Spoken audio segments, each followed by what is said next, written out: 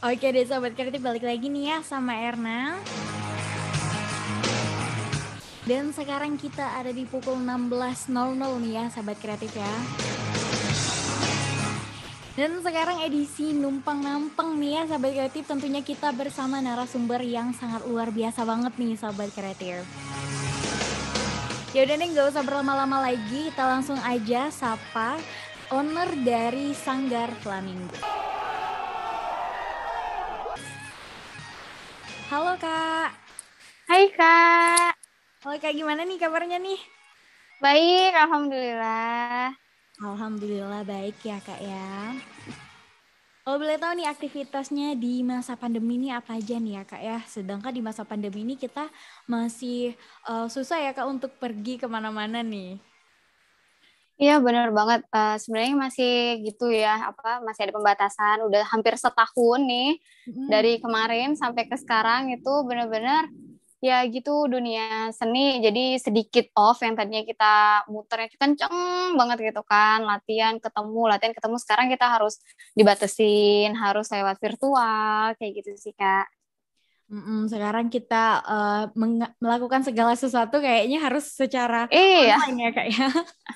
Nih benar. Kak, kalau boleh tahu nih ya sebenarnya profesi dari Kakak sendiri ini apa Kak? Iya Kak. Profesi. Oh, aku profesinya. Nah, aku sekarang itu owner di salah satu sanggar Flamingo ya di Pontianak. Selain itu aku juga sebagai dosen di salah satu universitas di Kalimantan Barat. Masih aktif jadi seniman juga. Berarti kakak nih memang cinta banget ya kak dengan seniman tari-tarian kayak gitu ya kak. Sebenarnya kapan nih Iya. kak mulai suka dengan tari nih?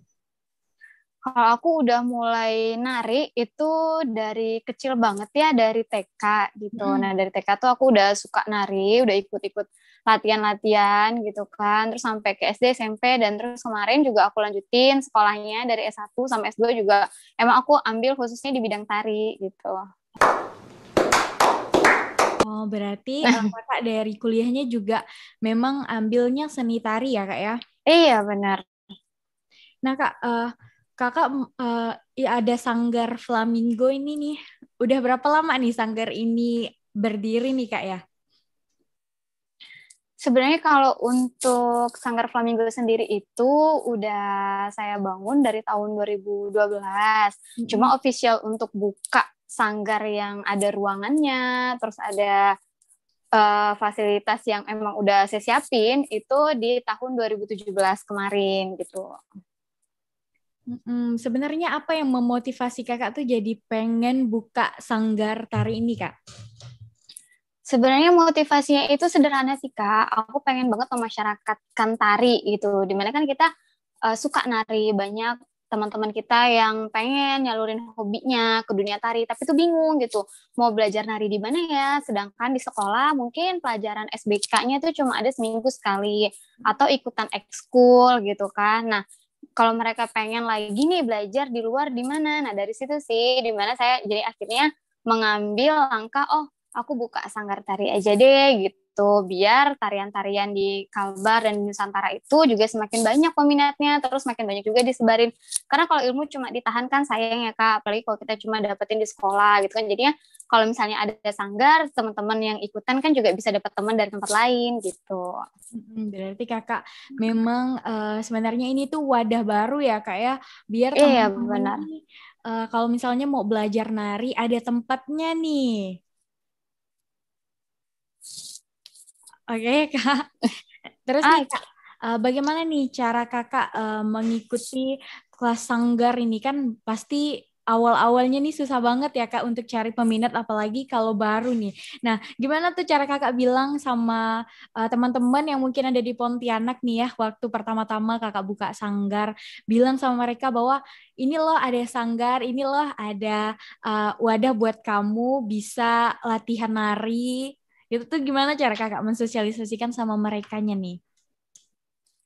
Nah, itu awalnya berat sih, Kak. Berat banget ya, namanya juga industri baru. Terus udah ada juga senior-senior sebelumnya yang buka bisnis di bidang yang sama. Dan akhirnya saya buka gitu di tahun 2017. Tapi dari tahun 2012 itu, istilahnya saya udah keliling gitu kan. Saya udah jajak. Jadi kayak kalau kita jual jamu, itu aku udah keliling gitu kan. Keliling jajanin jamu. Terus akhirnya aku buka outlet jamu aku sendiri gitu. Jadi awalnya aku ngajar di sekolah-sekolah atau private class kayak gitu-gitu. Terus akhirnya setelah ada gitu kan waktu dan kesempatan, akhirnya aku buka sanggar. Kami juga aku di sosmed sih, yang paling itu aku promosinya di sosial. Terus dari mulut ke mulut juga, itu faktor yang paling besar tuh dari mulut ke mulut ya. Jadi mungkin kayak ada beberapa murid aku yang tadinya belajar nari sama aku di sekolah, akhirnya tahu aku buka studio sendiri, akhirnya masuk join gitu. Berarti udah terima private class ya kakak nih ya. Itu Iya kalau benar. dari awal buka sanggar udah memang private class kah?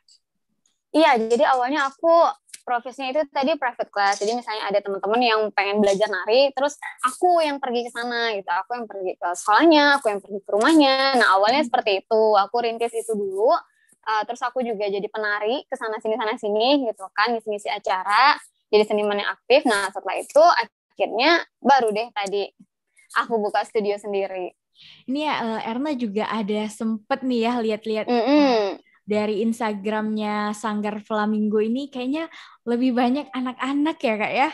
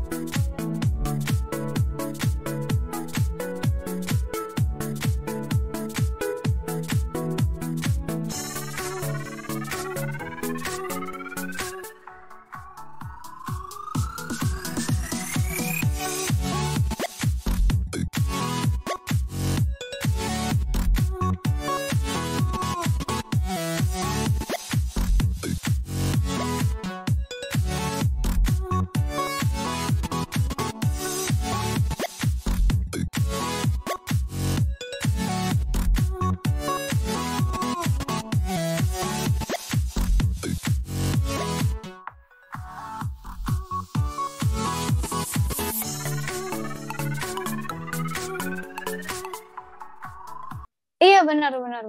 Itu gimana tuh ngajar anak-anak? Saya lihat ada umur yang 5 tahunan ya. Itu gimana tuh? Sedangkan kalau anak-anak tuh susah ya kak ya.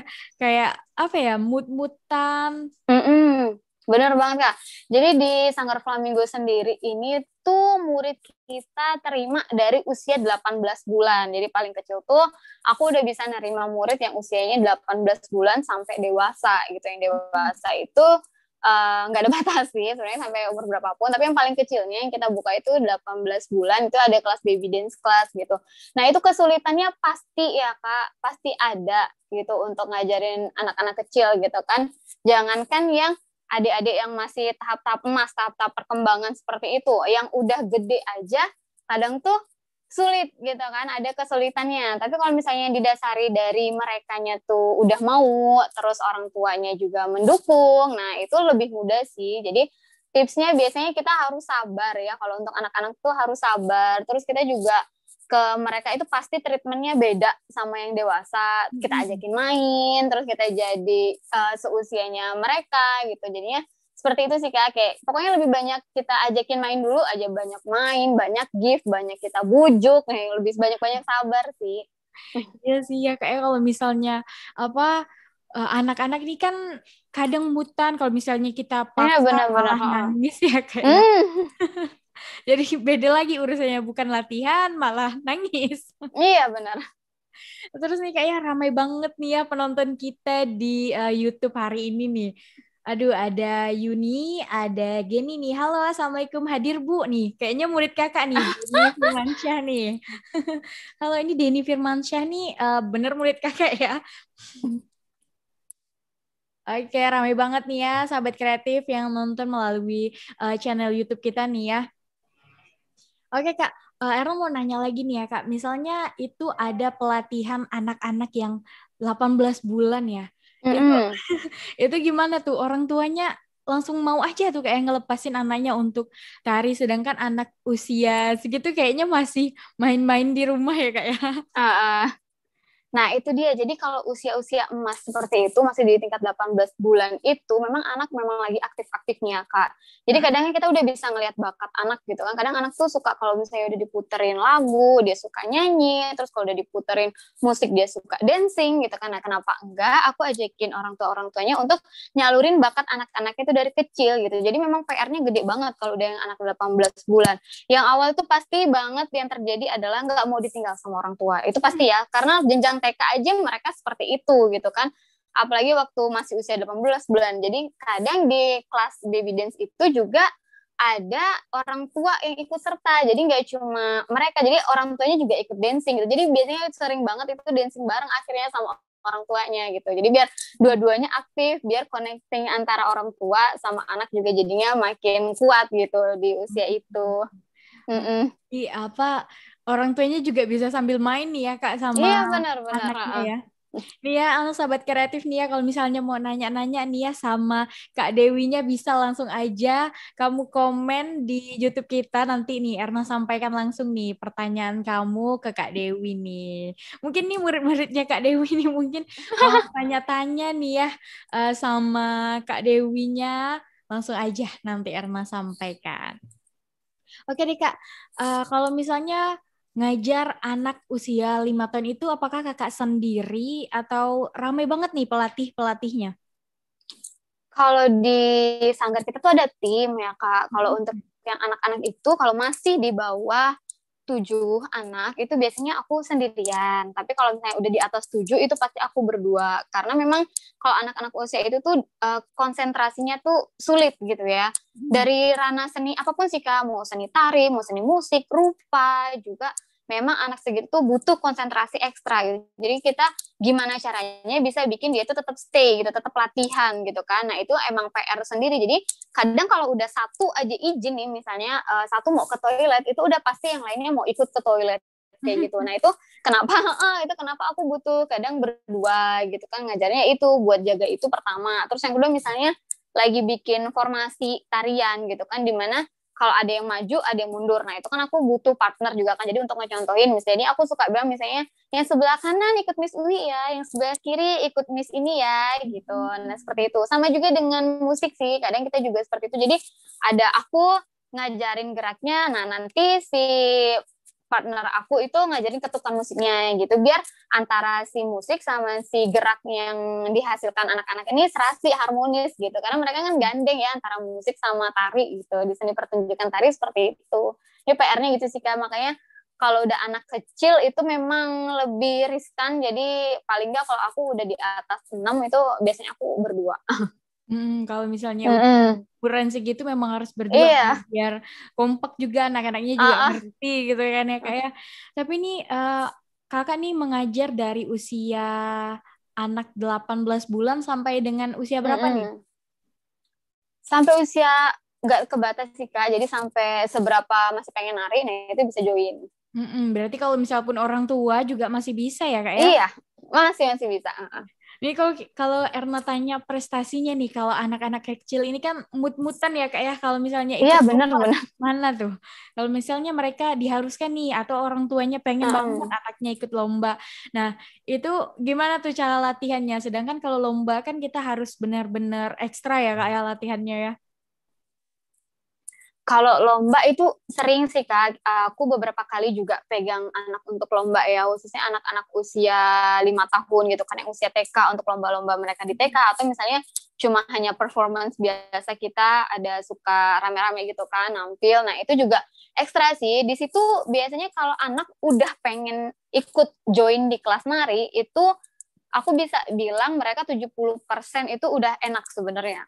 Karena mereka udah mau tadinya kan, karena mereka memang masuk ke situ karena mereka pengen gitu, mau di dalam tarian apapun, nah mereka emang udah dari hati gitu pengen, jadi mereka lebih semangat. Terus yang kedua, biasanya aku bilang kalau ini tuh bakalan dapat hadiah kalau menang gitu ya, namanya anak-anak tetap suka sama gift ya, jadi itu aku kalau udah jadi cara aku ngajar kalau udah kita menuju lomba itu aku memang ngantongin permen terus mainan itu banyak banget, itu ekstra, lebih ekstra daripada kalau misalnya kita kelas yang bukan untuk lomba gitu ya. Nah itu sih. Terus di mana lagi kayak misalnya nanti kalau yang nggak rapi, kalau aku suka gini nih, aku suka triknya aku ulang. Jadi aku ulang. Jadi kadang kan anak-anak tuh suka ada yang pengen diperhatiin berlebih gitu. Jadi dia lihat aku dong, lihat aku gitu. Nah anak-anak kan suka kayak gitu ya. Suka pokoknya apalagi anak TK, anak-anak usia SD, anak-anak usia dasar. Nah, itu memang kendalanya itu kode kelas 1, kelas 2 itu masih kayak gitu. Jadi selalu mau pengen nunjukin ke teman-temannya kalau dia tuh lebih bisa gitu. Sedangkan kadang kan kita kalau nari itu apalagi yang kelompok gitu ya, sama musik juga gitu kan. Itu kan harus ada kekompakan ya antara satu penari sama penari yang lain gitu kan. Nah, itu PR-nya jadi kadang kalau misalnya udah ada anak yang nggak konsen atau ada anak yang suka keluar formasi atau yang suka ini itu, nah itu aku suka matiin lagunya, ulang lagi, matiin lagunya, ulang lagi, jadi sampai akhirnya si temennya ini bilang gitu sama dia, kamu tolong deh, nggak usah lagi main-main karena kita tuh capek, bukan cuma kamu aja, kalau kamu mau main sendiri aja, nanti kita bilangnya sama maminya. Nah biasanya aku kayak gitu, itu kendalanya. Terus misalnya lagi sekarang sih enak ya, itu kalau zaman dulu digituin anak-anak paham, terus kalau sekarang tuh anak-anak kecil tuh aku suka gini aja, pegang handphone, terus aku bilang, ini storyin biar maminya lihat, biar maminya lihat anaknya main-main aja di sekolah. Nah itu dia udah ya, oh iya Miss, udah iya, latihan kok Miss, jangan diupload, jangan sampai mami tahu ya. Nah kayak gitu sih, itu karena trik-trik ya, itu lebih kalau ke anak kecil tuh sebenarnya itu lebih ke trik sih Kak, gimana caranya kita bisa bikin mereka tuh tetap fokus gitu ya. Itu intinya mereka fokus. Sama masih sampai ke SD juga saya masih kayak gitu, kayak Miss storyin ya biar maminya lihat di rumah, nah kayak gitu. Berarti ancamannya nih nanti bilang maminya nih ya. Iya. Baru takut dia. Baru lah bener-bener baru mau latihan ya Kak. Ternyata karena kadang-kadang anak-anak tuh memang harus digituin nih biar ada Iya. majunya biar dia mau ya Kak ya. Tapi nih kayak kalau anak-anak yang usianya 18 bulan itu udah ada belum prestasinya kayak memenangin lomba ini, lomba itu gitu Kak? Kalau kita sih untuk lomba belum sih Kak, masih jarang ya anak-anak usia segitu. Kalau lomba paling tuh aku ajakin mereka kayak perform sih. Kayak kemarin di Transmart itu pernah aku ajakin waktu tahun sebelum pandemi ya, Terus aku juga bawa mereka nampil yang di Festival Cap Gumeh. Itu juga ada anak-anak yang usia-usia 2 tahun, 18 bulanan seperti itu. Mereka bisa mau aja deh. Mereka mau gitu kan untuk perform aja tuh udah menurut aku udah sebuah prestasi gitu, karena jangankan anak segitu, kita aja kadang untuk perform apapun itu ya, mau puisi, mau nyanyi, mau nari aja kita tuh suka kalah sama diri kita sendiri gitu kan, suka gemeteran, suka istilahnya apa ya, kata orang demam panggung gitu kan. Nah itu jadi aku ngelihat mereka udah mau perform tanpa nangis dan nyari maminya aja tuh aku bilang udah prestasi sih gitu. Karena kalau untuk lomba belum sih Kak, belum ada lomba karena belum ada yang ngikutin anak lomba juga, karena memang belum ada lombanya sih sejauh ini ya. Belum ada ya Kak ya. Mungkin Iya bener. nanti kalau misalnya ada perlombaan untuk anak-anak khusus Iya. 18 bulan boleh tuh diikutin tuh. Lucu juga Iya bener. kalau lihat. Terus nih Kak ada yang bertanya nih ya Kak dari Denny Firmansyah. Saya ingin bertanya Bu, apakah mengajar tari di TK udah bisa menari anak-anaknya? Maksudnya gimana nih? Mungkin anak-anak TK udah bisa menari. Bisa dong, kan udah diajar dari umur 18 bulan tuh. Gimana tuh? Bisa ya kan Kak ya? Kalau Bisa. anak TK ya. Ini terus ada lagi nih ya. Baik, Assalamualaikum. Terima kasih Kak atas kesempatannya untuk bertanya nih. Oke deh, ini dari Sinwani nih katanya eh, apa nih? Bagaimana cara menyewa sanggar punya Ibu Dewi nih? Ha, gimana nih Kak cara menyewa sanggar punya Kakak nih? Mungkin Nah, ini ya. sewa yang buat apa nih gitu. Jadi kita tuh banyak ada beberapa ya. Jadi kalau misalnya di Sanggar itu kita ada sewa studio gitu kan. Sewa studio bisa, itu ada tarifnya sendiri, itu bisa hubungin admin.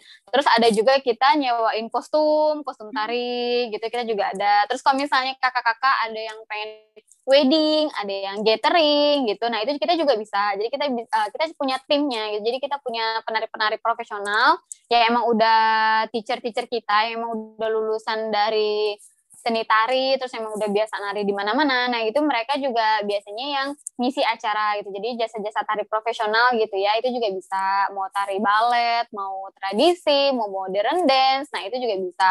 Atau misalnya jasa tadi jasa private class gitu ya. Misalnya teman-teman nih pengen satu kantor gitu, ada ini apa kayak mau ada acara nih nanti lomba antara kantor A sama kantor B, tapi kita nggak punya waktu untuk masuk ke sanggar reguler gitu kan. Nah itu juga bisa, jadi tim kita juga bisa kunjungin kantor-kantornya teman-teman gitu kan, atau sekolahnya teman-teman kalau memang butuh penari, butuh pengajar tari gitu kita bisa.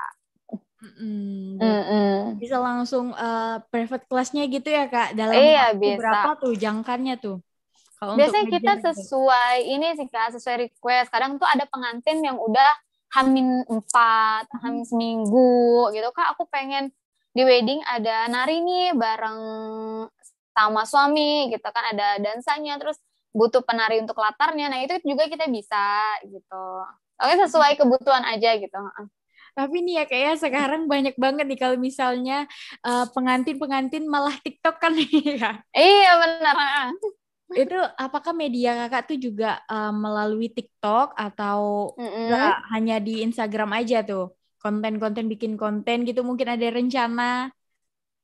Nah iya Kak, jadi itu sebenarnya ya kayak dunia digital itu kan emang udah dari dulu tuh eksis gitu kan. Tapi kita tuh suka sibuk dengan, masih sibuk kayak kita sebagai seniman tuh masih sibuk aja dengan dunia-dunia yang langsung. Maksudnya kayak pertunjukan-pertunjukan secara langsung gitu kan. Sampai kita kadang sering mengabaikan dengan teknologi yang terus berjalan. Akhirnya datanglah pandemi gitu. Dimana kita sebagai seniman tuh akhirnya stuck gitu kayak, oh iya ya, memang era digital, emang teknologi ini tuh benar-benar berperan gitu untuk kita gitu. Yang tadinya kayak aku tadinya tuh males banget bikin poster Kak. Jadi tuh setiap perform segala macam tuh aku pasti suruh tim kreatif aku untuk bikin poster. Tapi karena pandemi, aku jadi belajar. Aku jadi belajar bikin poster gitu kan. Di saat pandemi nih kayak gitu. Terus kayak juga tadi, yang tadinya aku ngajar tuh langsung aja udah benerin badan anak langsung, terus ngajarin anak-anak nari secara langsung dikarenakan ada rezeki pandemi gini kan.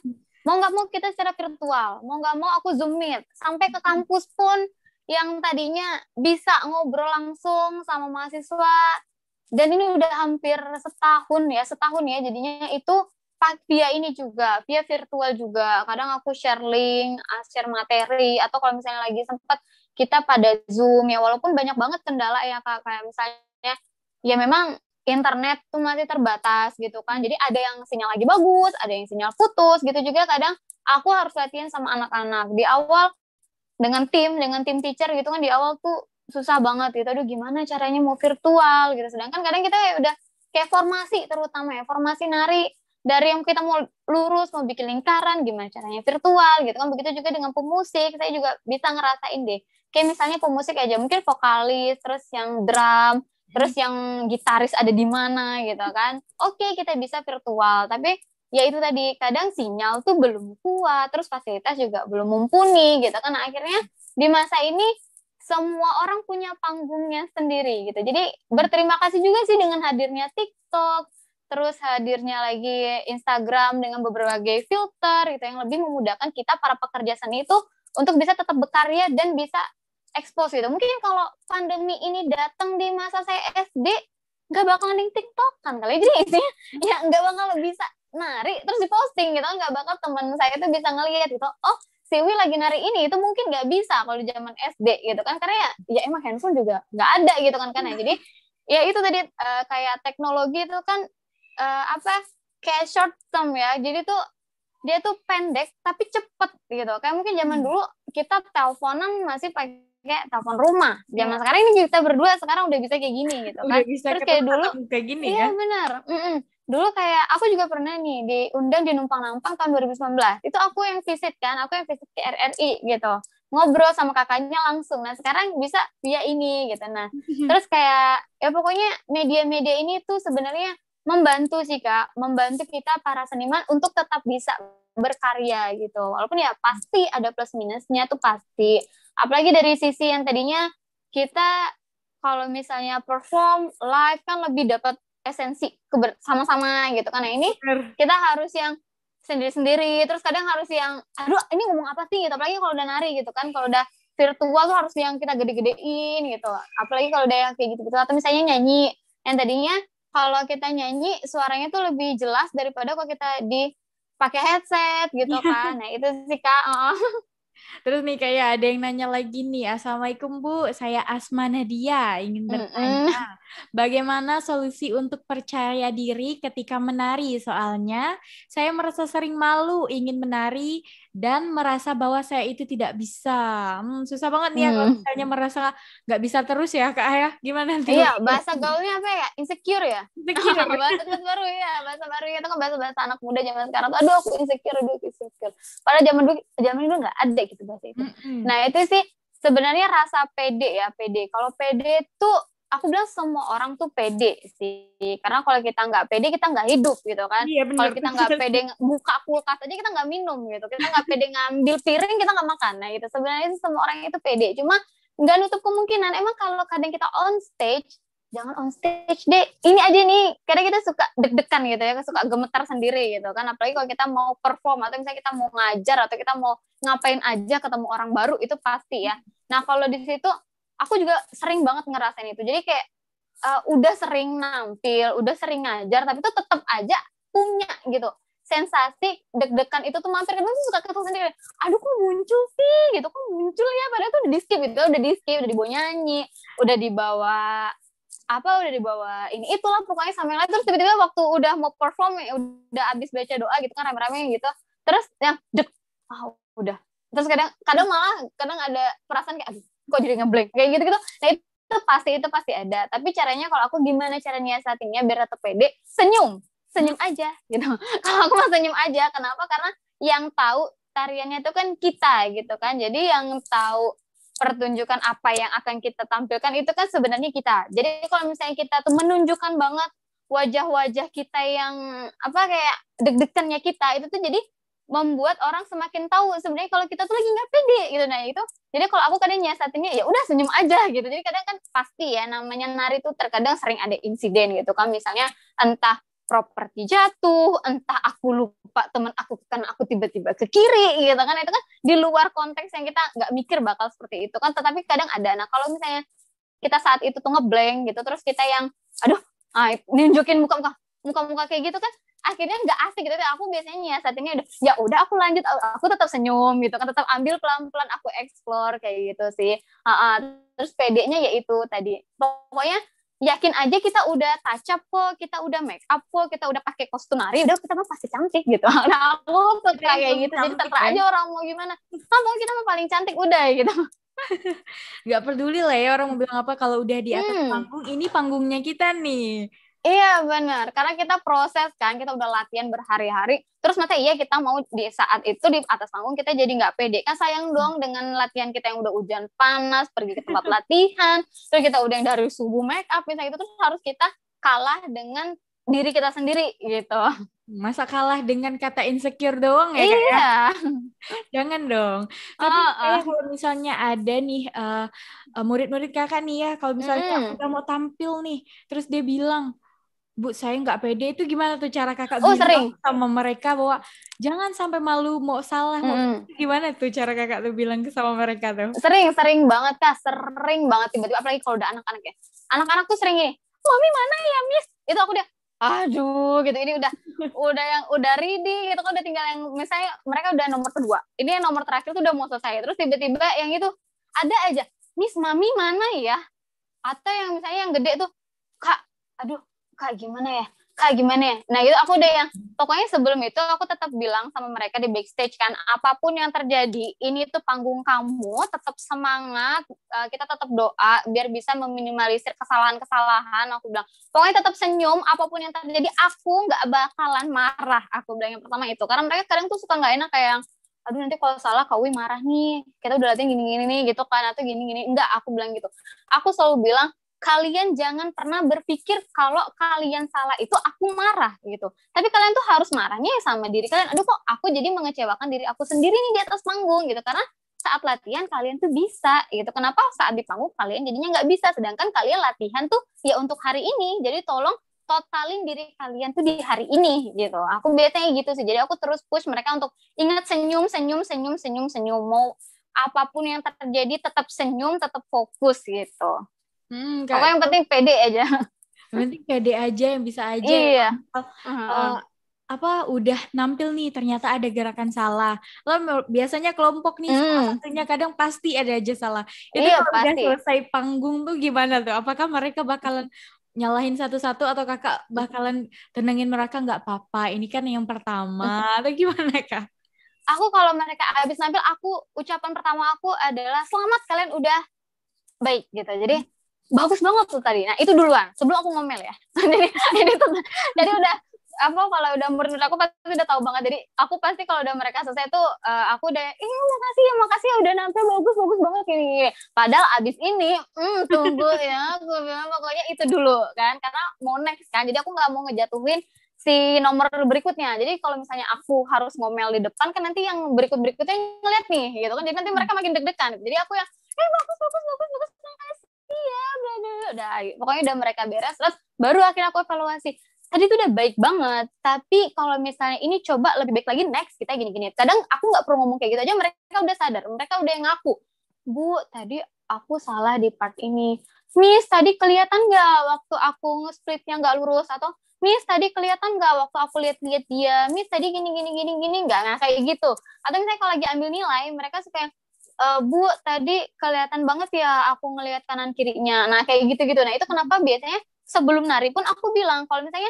nari nih egois loh aku bilang kayak gitu kan seni ini nih egois banget jadi kamu kalau misalnya matematika mau nyontek 11 1 tambah 1 2 kamu nggak tahu terus sebelah bisa nulis aku nggak tahu sebagai guru aku bilang kayak gitu tapi kalau nari kamu mau contek kanan kiri itu tuh kamu bakalan ngejatuhin di diri kamunya sendiri gitu saat kamu nyontek itu bakal ketahuan nah kayak gitu jadi di situ biasanya mereka jadinya lebih kayak oh iya aku harus bertanggung jawab nih dengan diri aku gitu aku ini panggung aku jadi aku gimana caranya aku harus bisa bertanggung jawab biar aku nggak kelihatan nih lagi ngeliat kanan kiri gitu sih Berarti melatih mereka untuk tanggung jawab aja ya kak ya. iya benar Jadi nari ini nggak hanya untuk kesenangan aja, tapi juga bisa melatih kepercayaan dirian dan juga tanggung jawabnya ya kak ya. Sama disiplin juga. Ya kalau misalnya latihannya jarang-jarang ya susah juga kan kita mau iya benar. Kita juga kalau udah mau perform, udah tahu mau nampil jam 3, baru datang jam setengah 3 atau apa. Nah itu kan memang butuh rasa disiplin yang tinggi gitu kan. Tapi ada nggak tuh yang kayak gitu tuh kak? Banyak kak, sering. Jadi kadang tuh aku sambil make upin, aku sambil apa sih sasak rambut gitu kan sampai mereka aduh sakit deh ya salah sendiri telat aku kadang kayak gitu tuh saking akunya kesel gitu kan aku udah bilang kan harus datang awal gini-gini jadi ujung-ujungnya tuh ada pernah insiden akhirnya apa dia nggak, karena itu tadi, karena dia telat, jadi ya namanya kita tuh kalau udah telat itu kan pasti kayak agak sedikit ngeblank gitu di jalan, kayak ada nyawa yang ketinggalan gitu kan. Nah itu akhirnya memang ketahuan sih, akhirnya ya mereka sadar sendiri, oh iya kita nggak boleh telat gitu, karena kita jadinya nggak konsen tadi gini gitu. Itu malah lebih konsen ya orang-orang yang emang udah prepare dari awal, paling nggak kayak yang bisa nyiapin bulu mata, bisa nyiapin stagen yang kuat gitu kan, biar kipasnya nggak jatuh segala macem, kayak gitu sih. Atau misalnya kayak gitu kadang ada yang sampai propertinya jadi jatuh, atau kayak roknya jadi kedodor apa segala macam. Nah itu kan kembali lagi tadi dari prepare ya, dimana nari itu memang kita harus sendiri, pertama kita harus ngerjain diri kita sendiri dulu sebelum kita ngerjain orang lain gitu. Kita harus prepare dulu diri kita kan, kayak misalnya hiasan kepalanya udah terik belum nih, udah on semua belum nih gitu kan, karena kan kita yang tahu badannya kita gitu kan. Nah itu baru kita habis itu nolongin temen yang lain. Nah kayak gitu sih, jadi disiplin tuh emang harus penting, karena ya itu tadi biar nggak ada insiden-insiden kayak aduh tadi roknya nggak rapet terus jadi kedodoran atau apa gitu kan. Gitu sih. Tapi nih kayak kan kalau misalnya latihan nih, kalau misalnya dia tuh belum pernah nari sebelumnya, kan ya kayak Erna misalnya, saya nih nggak bisa nari, tapi saya pengen belajar nari gitu. Tapi pas latihan nari cedera tuh banyak banget gak tuh kalau anak-anak yang baru aja masuk, baru aja pengen, ya mungkin usianya kalau masih kecil enak ya kayak kakinya, kalau udah besar seusia saya tuh gimana tuh? Kalau sampai cedera gimana, kakak bilang sama dia kalau ini bakal cedera atau sampai parah gitu, ada nggak tuh cederanya? Kalau cedera sih, alhamdulillah kita sejauh ini belum terlalu riskan yang kayak gimana-gimana sih, belum ada sih kayak selama aku ngajar. Kenapa? Karena aku tuh selalu di awal itu ada pemanasan. Jadi aku selalu ada warm up, terus baru kita masuk ke materi, dan aku selalu mengakhiri kalau di sanggar itu dengan pendinginan. Nah itu fungsinya. Jadi kadang tuh badan kita tuh suka kaget, Kak. Suka kaget langsung jedek gitu kan, kayak urat tuh kayak langsung ketarik gitu loh kan. Apapun ini ya, mau dari nyanyi juga kan biasanya harus ada pemanasan juga kan, biar lebih enak. Jangan kan itu kita buang ngobrol aja nih, paling nggak minum dulu kek gitu kan, atau nyobain tes 1, 2, 3 gitu dulu gitu kan. Nah itu memang penting banget sih, jadi prepare sebenarnya. Nah kalau kita udah prepare, istilahnya kalau kita udah pemanasan, otot-otot kita kan jadi lebih lemes gitu kan Kak. Jadi itu mengurangi cedera segala macam itu terjadi sih. Jadi dengan kita tadi pemanasan, terus kita akhirnya juga dengan warm up, nah itu jadinya itu lebih kayak menurunkan kadar-kadar itulah gitu. Kak, ceritain dong cerita lucu nih dari anak-anak yang latihannya masih umur ya 18 bulan itu, sampai mungkin ya ada anak yang mungkin umurnya udah 20 tahun kayak Erna. Ada nggak tuh cerita-cerita lucu dari latihan mereka? Kalau cerita lucu tuh, aku bilang anak TK tuh semuanya lucu gitu ya. Jadi tuh kadang aku aja nih marah gitu kan, udah pengen marah banget karena dia gini gitu. Tapi tuh kalau udah ngeliat tingkah mereka tuh yang nggak jadi gitu, udah hilang aja marahnya gitu. Jadi kadang aku tuh sampai mikir gini, kalau aku marah ini yang kecil aku apa dia gitu kan. Jadi emang umurnya segitu ya masih kayak gitu, terus aku yang udah tua ngapain marah gitu kan, kadang kayak gitu. Terus atau misalnya lebih banyak belajar sih Kak. Kalau dari anak-anak tuh aku banyak banget belajar. Kayak misalnya kalau kita lagi ada masalah ya nangis aja gitu. Nah itu dari anak-anak. Terus habis itu ya udah selesai kita nangis, kita bisa main lagi gitu. Atau misalnya kalau misalnya kita udah tua nih, kita ribut sama teman, kita suka baper kan, bisa berhari-hari nggak mau temenan. Tapi kalau anak-anak mah enggak, dia main dorong-dorongan, atau misalnya dia lagi latihan, aku mau di depan, aku mau di dekat Misui, aku mau yang nempel-nempel sama Misui. Anak-anak sering banget kayak gitu kan. Nah itu nanti ada nih insiden gitu kan, nangis, Miss dia gini Miss dia ngatain aku gini. Nah itu pasti ada gitu kan. Miss gini kok dia pakai bajunya pink, aku hari ini pakai bajunya kuning gini. Pokoknya itu anak kan kok hal kecil apapun tuh jadi masalah gitu kan.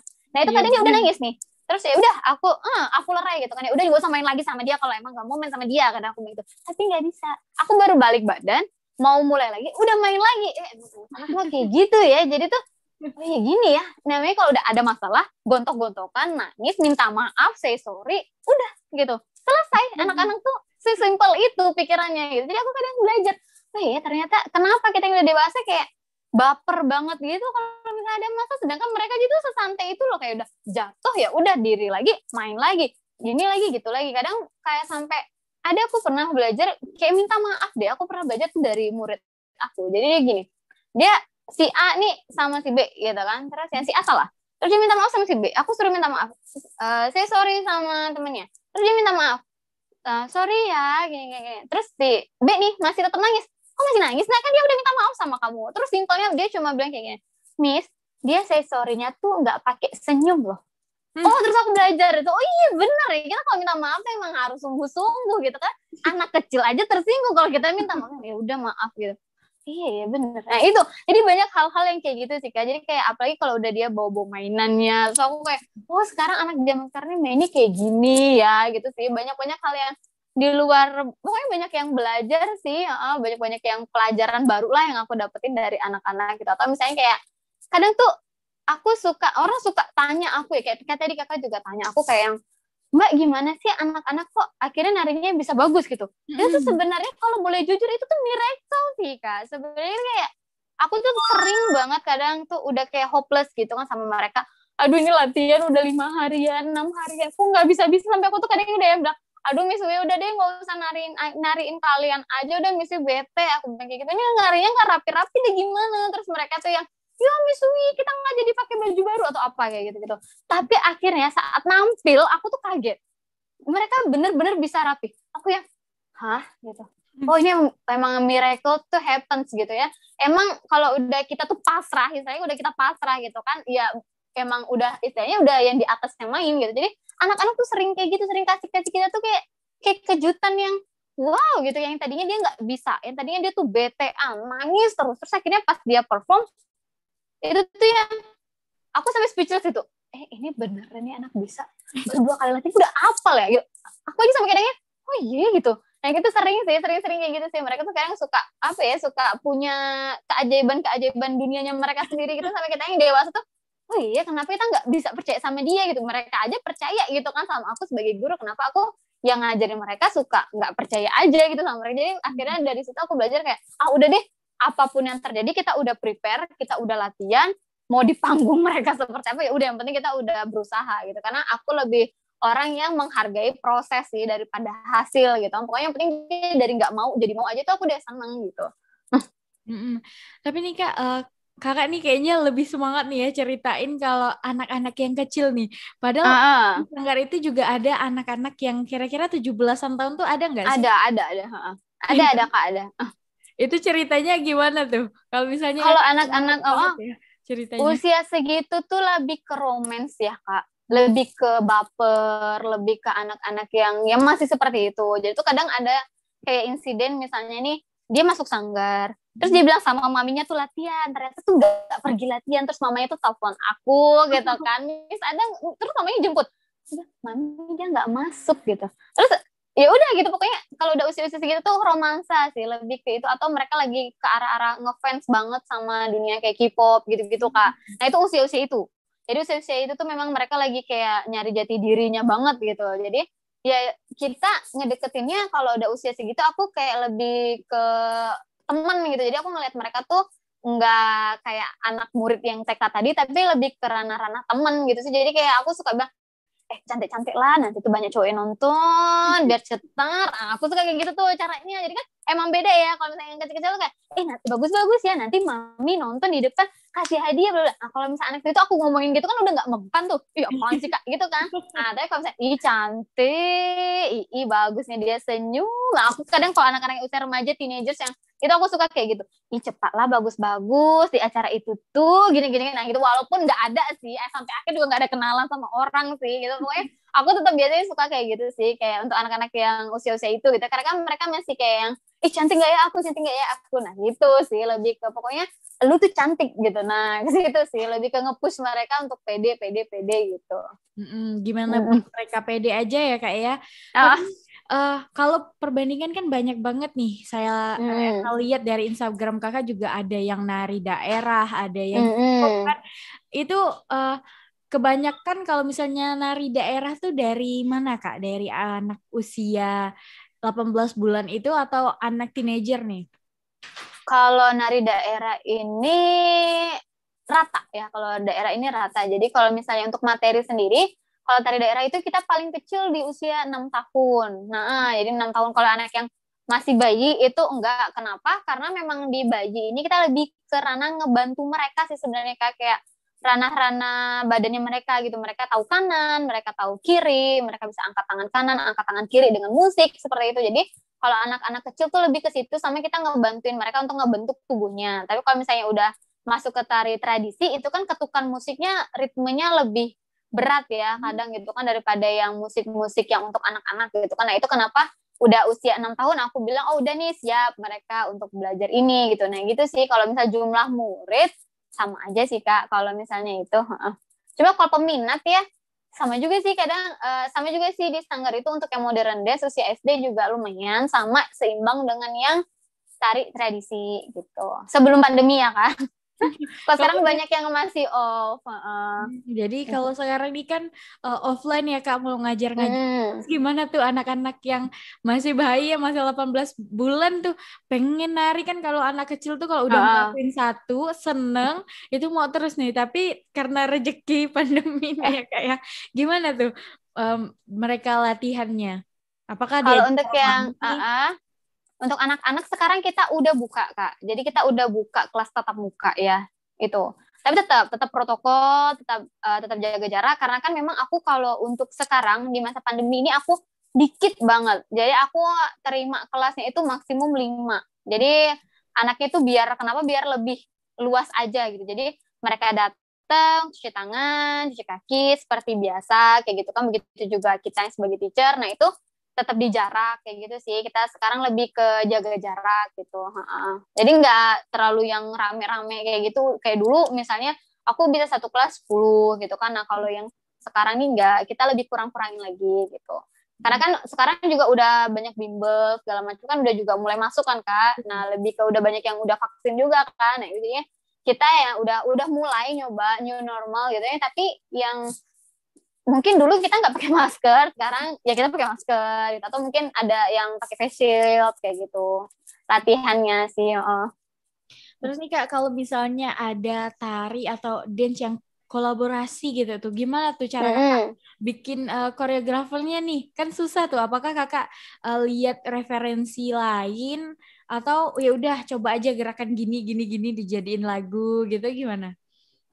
Kalau misalnya dunia koreografi gitu ya, kalau aku tuh biasanya koreo aku tuh ada dua. Biasanya aku mau yang bikin ala aku atau aku memang menyesuaikan. Itu kadang kan private class itu aku menyesuaikan si murid gitu kan, kemampuan murid kan beda-beda gitu kan. Jadi aku lihat oh ini anaknya masih grade ini, jadi aku kasih koreo-koreo yang seperti ini gitu. Atau misalnya tingkat ini aku kasihnya yang gini-gini gitu sih Kak. Jadi lebih ke aku memang semuanya aku bikin dulu gitu kan. Aku yang create gitu kan akhirnya ke mereka. Tapi saat misalnya mereka nggak bisa, aku nggak paksain. Aku tipe yang seperti itu. Jadi aku nggak paksain mereka wajib bisa percis seperti apa yang aku bisa, tapi aku cuma aku lihat lagi diri aku gitu kan, oh mungkin mereka belum hari ini bisa gerakan ini, mungkin next di karya berikutnya aku bisa kasih mereka gitu. Jadi kadang aku suka kombinasiin kayak gitu, jadi sesuai juga sama kemampuan mereka juga dari karyanya. Aku misalnya aku lagi pengen ini mau ngangkat ini, aku bikin gerakannya seperti ini, mereka bisa nggak ya gitu, aku cobain. Oh ternyata mereka sulit di bagian ini, dan ternyata hampir dari 5 anak nih 4 sulit gitu. Oh berarti aku yang harus menyederhanakan gerakan itu lagi gitu sih, lebih ke situ sih Kak.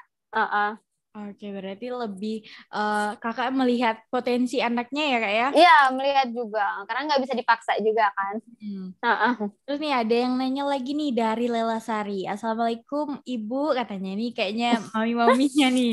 Saya Lela Sari ingin bertanya, selama Ibu ngajar, apakah ada anak yang sulit diajar menari? Karena kan terkadang ada anak yang tidak mempunyai bakat menari. Sebenarnya bakat tuh bisa dibentuk ya Kak ya? Itu gimana tuh jawabannya?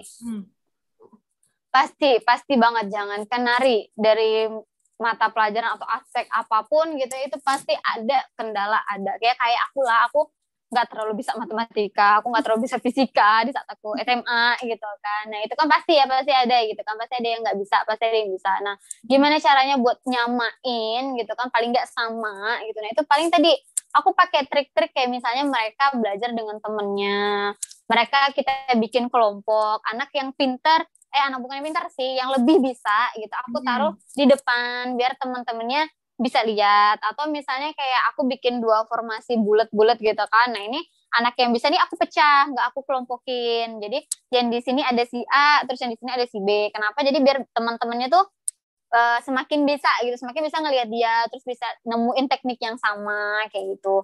Jadi kesulitan tuh pasti ada. Yang pertama harus ditanamkan ke mereka kalau semua orang itu bisa nari gitu. Aku aja bisa, kamu juga pasti bisa. Teman kamu aja bisa, kamu juga pasti bisa gitu. Paling nggak rasa mereka percaya kalau mereka juga pasti bisa, itu dulu sih yang aku tanemin ke mereka. Baru akhirnya ya itu tadi aku cobain trik-trik seperti itu. Jadi misalnya tadi yang lebih bisa, atau misalnya kayak aku luangin waktu sedikit untuk sama dia ngulang kayak gitu sih.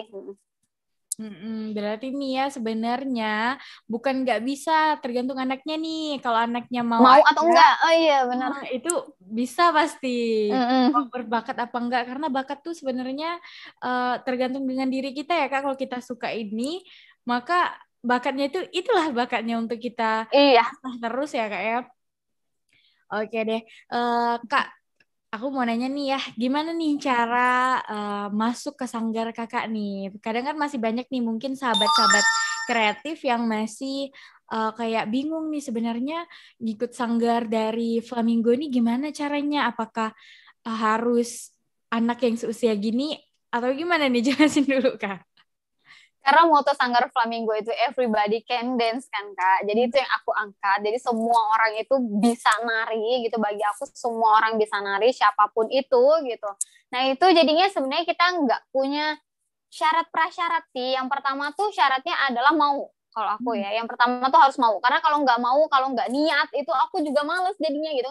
Maksudnya kita maksain terus sih, kita chatting terus dia, masuk dong, kan itu capek banget gitu ya. Jadi Ya. yang pertama tuh sebenarnya mau niat dari diri sendiri dulu. Nah, habis itu ya udah deh tinggal daftar, terus tentuin kelas mana yang memang pengen kamu ikutin gitu. Jadi aku nggak pernah misalnya mereka masuk terus aku yang nentuin, oh kamu cocoknya di kelas balet, oh kamu cocoknya di kelas K-pop, oh kamu cocoknya di kelas tari tradisi, oh kamu cocoknya ini itu. Enggak, kecuali range usia. Kayak tadi misalnya dia masih 18 tahun, nggak mungkin aku masukin ke kelas tari tradisi gitu kan. Aku pasti masukin dulu yang ke baby dance sampai dia bisa ikut di taraf umur yang itu. Tapi kalau misalnya penggolongan tarian gitu enggak sih. Kalau misalnya di Sanggar Flamingo enggak ada batasan yang kayak oh dia lebih cocok ke tari ini enggak, karena tadi karena kita semua yakin, aku terutama everybody can dance, jadi semua orang pasti bisa nari. Jadi apapun kelas yang mau kamu ambil, mau lebih dari satu segala macam itu bisa. Jadi nggak ada syarat dan prasyarat. Kadang kan orang suka mikir gitu kayak aduh udah harus bisa nari dulu apa ya, atau aduh aku harus bisa akrobatik dulu apa ya, udah harus bisa cium lutut, harus bisa elastis segala macam dulu apa ya, enggak gitu. Jadi emang banyak banget juga murid-murid yang masuk itu juga semuanya belajar dari nol. Jangankan murid aku aja dulu belajarnya dari nol gitu. Jadi pasti semuanya juga bisa gitu sih. Semuanya kalau bisa nih lebih dari gurunya ya Kak bisanya. Iya harus. Nah, karena guru yang sukses adalah menciptakan siswa-siswa yang lebih sukses dari dia gitu kan. Bener, ini jiwa guru banget kakak nih. Terus nih, eh, apakah kebanyakan yang ikut dancer atau nari-nari tradisional gitu tuh, apakah banyak perempuan atau laki-laki atau sama aja nih kak? Kalau kita sejauh ini masih laki-laki, masih laki, perempuan sih Kak, sejauh ini ya. Sejauh ini masih perempuan sih, mendominasi itu masih perempuan. Masih Masih, cewek sih. tapi ada juga tuh kak, kalau yang laki-laki ikutan Ada, dancer gitu. ada kok. Ada nih ya, Erna pernah dengar kayak ungkapan bahwa, aku laki-laki nggak boleh lah nari, memangnya Nah, gitu, memangnya aku perempuan. Nah, bilang gitu. nah. Gimana tanggapan kakak tentang orang-orang yang masih mikir kalau nari itu cuma untuk perempuan? Sebenarnya kita lihat lagi dari zaman sekarang sih kalau kita ngelihat BTS kan cowok semua ya. Nah, dari zaman Super Junior juga cowok semua gitu Iya kan. bener. Dari zaman dulu juga itu juga bikin cewek-cewek melting gitu. Jadi kayak Laki. aduh gitu kan. Nah, itu juga kadang aku heran. Jadi kadang tuh ada orang yang bilang cowok gitu, tapi ada juga orang yang mengidolakan saat si cowok tuh nari gitu. Jadi kadang tuh aku bingung juga gitu sama pola pikir orang ini sebenarnya yang mana gitu kan. Nah itu sih kadang terus lebih bisa nempatin diri sih, karena kalau di bidang tari itu kan ya gitu tadi ya. Jadi kita ada tarian yang memang tarian-tariannya perempuan. Jadi si cowok juga berkarakter harus yang jadi perempuan. Nah, itu memang ada gitu. Karena kan memang yang kita aja yang cewek kalau misalnya lagi karakter narinya nari cowok juga kita harus bisa tarian cowok gitu, harus badannya juga jadi badan cowok gitu sih. Walaupun cewek ya Kak ya. Walaupun cewek juga kita narinya jadi nari cowok gitu. Pakai kumis segala macam gitu. Ada. Ada kan sama pakai kumis Ada. gitu. Terus gimana tuh merekanya yang mau atau memang perlombaannya nih mensyaratkan harus begitu Kak? Kembali lagi kalau misalnya kita mengambil sesuatu, misalnya kita mau ikut lomba, ada syarat prasyarat gitu kan, kita sebagai manusia tuh punya dua pilihan ya, mau atau enggak, gitu kan, mau ambil atau enggak. Jadi saat kita mau ambil, ya berarti kita harus bisa terima resiko, apapun itu gitu. Jadi aku berprinsip seperti itu ya. Jadi saat kita misalnya mau nari nih gitu kan, ya aku berprinsip kalau udah aku ambil stage, aku berani ambil panggung itu, ya aku berarti harus all out, aku harus tutup mata telinga dari apapun omongan orang, dan itu emang udah harus aku tanggung jawabin habis itu gitu kan, karena aku udah berani ngambil gitu sih. Jadi kalau udah kita berani ambil, ya udah kita harus tanggung jawab sampai akhir gitu. Jadi kita nggak bisa lagi nyalain, aduh gue disuruh dia gini, lah lu yang mau gitu kan, ya kamu yang datang gitu, kamu yang milih stage itu kan, kamu bisa dari awal bilang, Kak, sorry aku nggak bisa terima job itu, atau Kak, sorry aku nggak bisa ikutan kelas itu karena aku gini kan itu semuanya sebenarnya pilihan gitu. Kayak jangan kan itu deh, kayak makan pakai sambal nggak pakai sambal jadi kita milih kan, nggak bisa pedes ya ngapain pakai ambil sambal gitu, ngapain nyiksa diri istilahnya gitu sih. Oke deh Kak, ini sekarang udah pukul 16 lewatnya 52 menit nih ya Kak ya. Oke deh terakhir. Nggak berasa ya Kak. Nggak berasa rasanya. Sejam tanpa iklan loh. Tanpa iklan, tanpa jeda. Nih gimana nih terakhir nih dari Kakak pesannya untuk mungkin nih ya warga-warga Kalimantan Barat atau Pontianak nih khususnya yang pengen masuk ke sanggar Kakak atau misal pesan-pesannya untuk murid-murid Kakak nih gimana? Untuk semua murid aku, mahasiswa aku juga, aku kangen banget. Yang pertama aku kangen banget sama kalian sebenarnya. Aku bener-bener kangen. Aku pengen kita ketemu langsung kayak biasa, terus aku ngebenerin kalian nari itu langsung in touch gitu kan. Nah itu pengen banget. Terus aku juga kangen banget sama panggung, sama seperti kalian, terutama murid-murid yang di sanggar yang kita kemarin mau konser, terus kita nggak jadi konser, terus yang beberapa stage yang akhirnya kita batal, dan lain-lain gitu kan. Nah, kita tetap sabar aja, tetap berpikir positif. Yang mungkin dulu kita larinya terlalu kenceng, sekarang pandemi membuat kita lebih sedikit slow, terus bisa membuat kita jadi berpikir lebih terbuka, mencari potensi apa lagi sih selain nari yang aku bisa gitu kan. Terus kalau untuk teman-teman yang mau masuk ke dalam Sanggar Flamingo, itu letaknya di Jalan Sungai Raya Dalam, Perumahan Nusa Indah, Blok G nomor 5. Kalau misalnya kalian dari arah Jalan Ayani, itu tuh di samping Bintang Mart gitu ya. Nah, itu di sampingnya, kan nggak boleh menyebut produk kan. Nah, di situ yang pertama itu, terus masuk aja, ntar warna oranye tempatnya. Terus kalau misalnya kalian butuh penari untuk wedding, untuk teman-teman yang lagi macet-macetan di jalan, terus bentar lagi mau syawal, terus mau wedding gitu kan. Aduh iya bener ya, gue pengen nari nih bareng istri, atau oh iya bener kita butuh tarian untuk gatheringnya atau apa segala macam, itu juga bisa langsung aja kalian kontak ke Sanggar Flamingo, tadi IG-nya Flamingo.SGR, FLAMINGO.SGR, G-nya 1 di Flamingonya gitu kan. Nah itu terus kontak aja, di situ pasti bakalan dibales. Nah untuk teman-teman yang mau ngambil kelas tadi, ada anak-anaknya mungkin yang udah mau disalurin bakatnya, nah itu bisa juga di Sanggar Flamingo dari usia 18 bulan. Kita semua udah buka kelas online maupun offline. Jadi misalnya kalian masih nggak comfort nih, pengennya miss-nya aja yang ke rumah gitu, bisa kita nerima private class gitu. Jadi pokoknya untuk semua seniman di Pontianak juga, dan teman-teman semua yang bukan seniman juga, aku bisa bilang kita harus fight, kita harus bisa terus berinovasi untuk enggak lagi bertanya mengapa pandemi ini terjadi sama aku, mengapa penghasilan aku menjadi turun karena pandemi, tapi ayo sama-sama kita berpikir bagaimana.